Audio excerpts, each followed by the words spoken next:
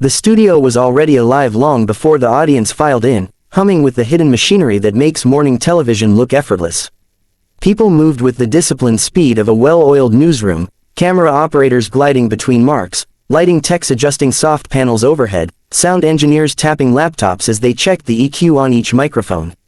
Amid all of it sat the glowing centerpiece, the set of Lorraine, polished, pastel, and deceptively calm for a place where anything could, and often did, happen live on air.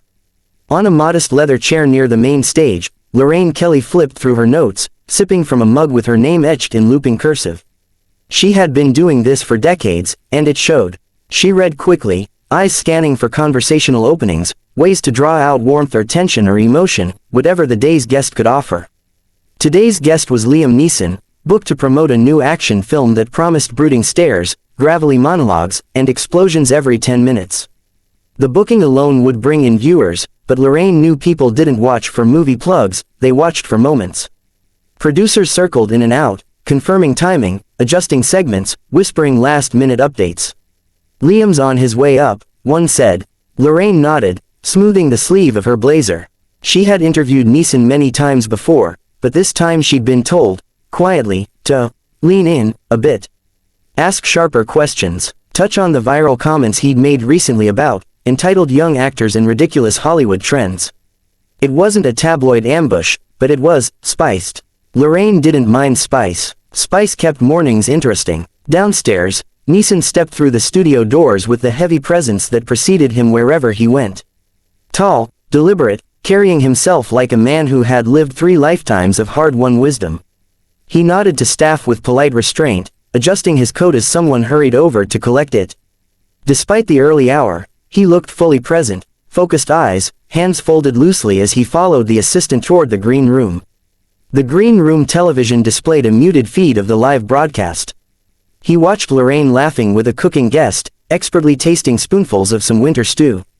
She looked relaxed, unfazed, as if today was just like any other.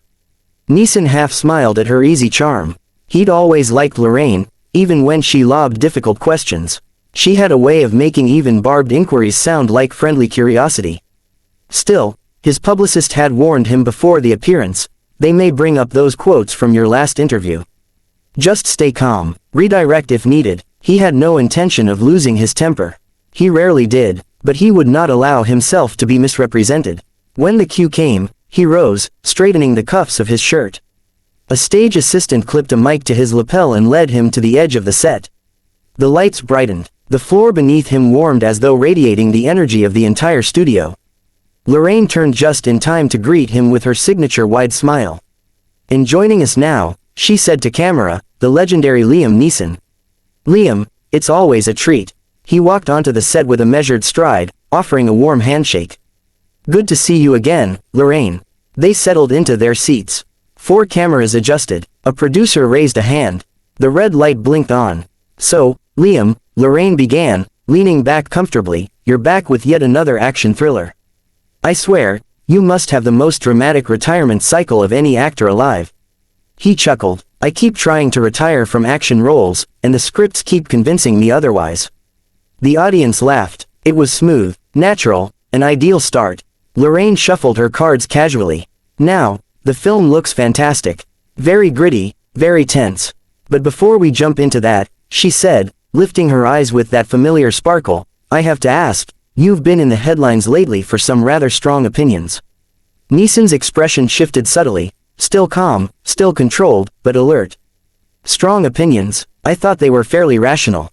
Lorraine grinned. "You called certain Hollywood practices performative nonsense, which is a bold phrase. Some actors didn't take kindly to that." "I wasn't referring to actors," he clarified. "I was referring to an industry tendency to overcomplicate what should be a grounded craft." "Right," Lorraine said lightly. "But your co-star mentioned in an interview that working with you was intimidating, and that you dismissed her method acting approach." He inhaled slowly, choosing his words with precision. "I didn't dismiss her. I said staying in character between takes isn't necessary for everyone. Some people prefer it, I don't." Lorraine tilted her head, teasing but direct. "She said you rolled your eyes at her." The audience chuckled. Neeson didn't. "I didn't roll my eyes," he said firmly.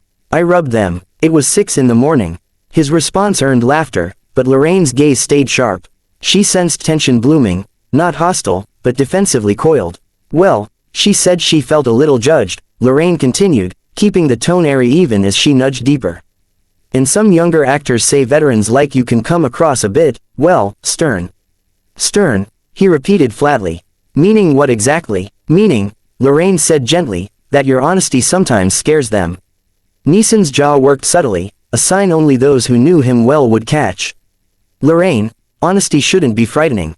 If someone is doing good work, I tell them. If not, I say so.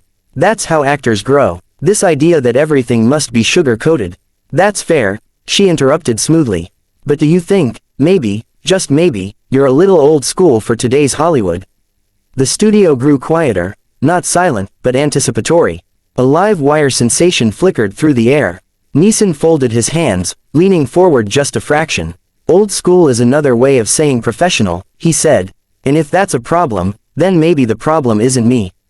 The air in the studio felt different as soon as the red light blinked back on after the commercial break, thicker, charged, as though the walls themselves had absorbed the tension from the last exchange and were now vibrating with the leftover static.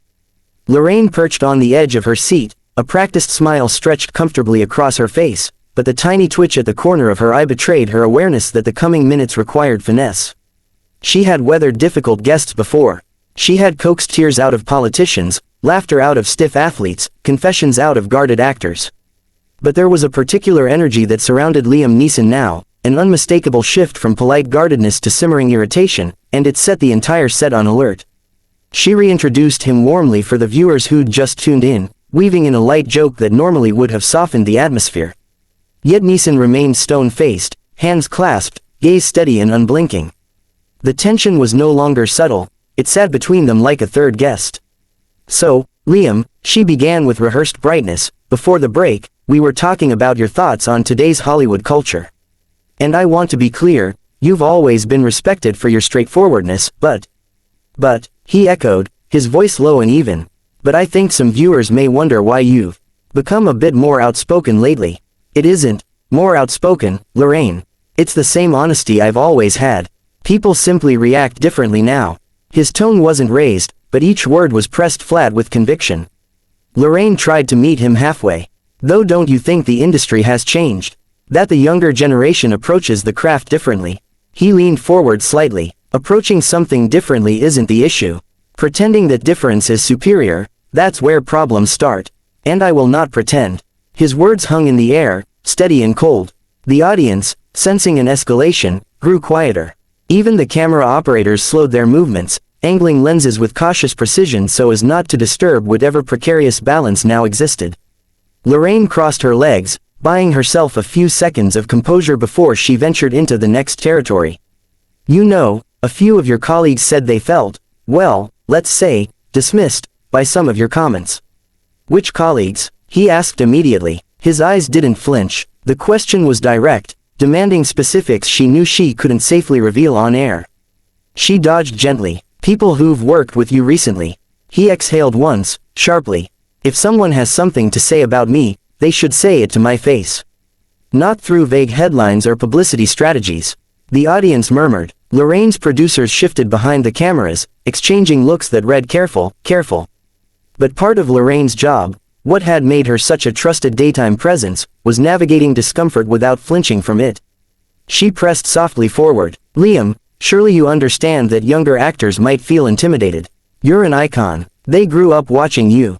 When they hear you call new trends nonsense, it might sound dismissive.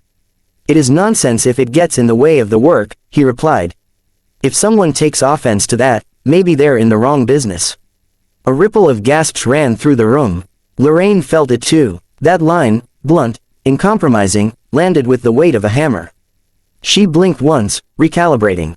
Well, she said lightly, I suppose our viewers will have opinions about that. I'm sure they will, he said. They always do. She attempted to shift to safer ground. Let's talk about the film. But he cut in, not loudly, but firmly enough to halt her mid-sentence. Lorraine, let's finish the conversation we started.